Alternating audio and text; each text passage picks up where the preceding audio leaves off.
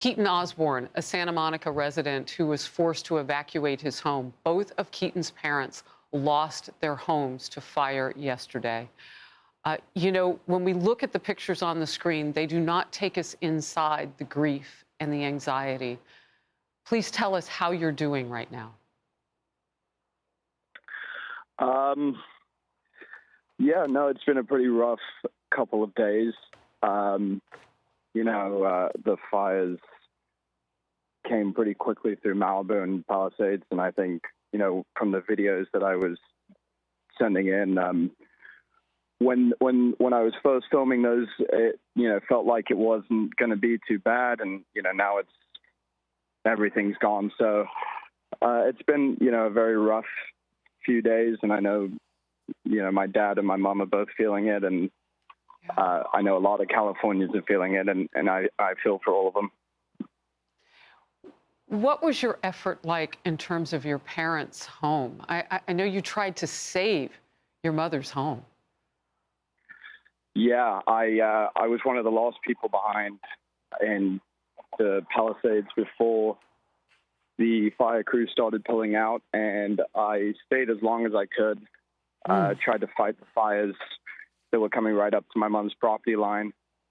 And maybe it wasn't safe for me to be there, but I think, a lot of Californians feel that, their homes are valuable. There's valuable things and family memories. And so I thought I would give it a try. And I had to leave when the fire crew started evacuating. I thought that was the right time to go. But, definitely sad to see it's gone. We keep hearing the words apocalyptic and historic. How long have you lived in Santa Monica? I've been in Santa Monica a few years, but I grew up in the Palisades. So you know the area well. Are those words fair about what this is? Yeah, definitely. I think I'm still a little bit sort of shocked from everything that I saw and witnessed so close. The power of fires, it's not something to be messed with. And I think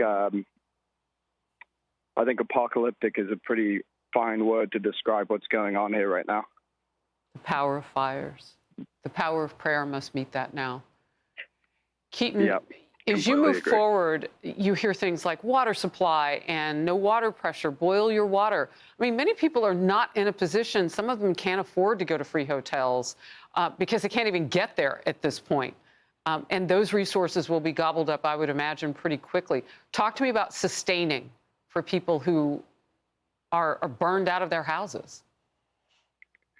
Yeah, I think that's one of the most difficult things that people have to deal with now. I think, you've lost your home and you try to evacuate and you realize every hotel between Santa Monica and downtown is just about packed out because 30,000 people have had to all book hotel rooms at the same time. So I think that's, going to be an issue that we're going to have to figure out. And all these people who are displaced, I think it's going to be a really tough time. But I would advise everyone to stay inside and wear a mask if you go outside, because it's definitely pretty dangerous conditions out here. And we learned from the news conference that going back to try to retrieve anything really is not a good idea from fire officials. They're saying that the debris is very toxic. They need to test that. Real quickly, next step for you. Next step for me is figuring out how to rebuild alongside every other Californian that is feeling and going through everything that we're going through. And, I feel for everyone who's going through the same thing, because it is devastating and it is shocking, and it's your life turned upside down in a day. You. And so I think, you too. Yes. I appreciate Thank it. you. I think, thank you. Absolutely.